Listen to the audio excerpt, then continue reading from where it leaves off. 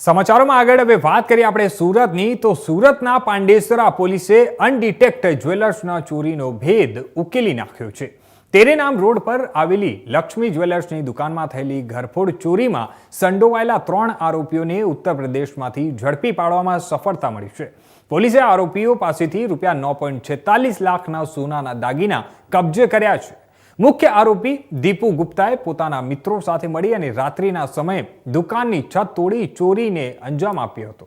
અને ત્યારબાદ ઉત્તર પ્રદેશ ભાગી ગયો હતો। જણાવી દઈએ કે પાંડેસરા પોલીસે તમામ આરોપીઓને પકડ્યા બાદ રિકન્સ્ટ્રક્શન પણ કર્યું હતું અને જેમાં ચોરી કેવી રીતે કરવામાં આવી તેની વિગતો બહાર આવી છે।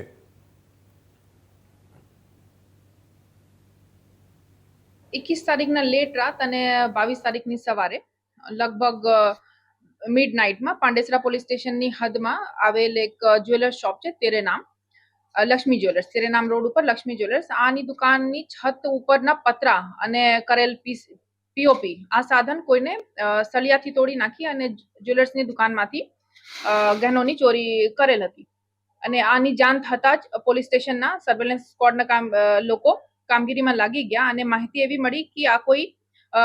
3 આરોપી છે જે 3 ચોરી કરીને યુપી ખાતે ભાગી ગયા છે અને ટીમને તરત જ ઉત્તર પ્રદેશ ખાતે મોકલી આપવામાં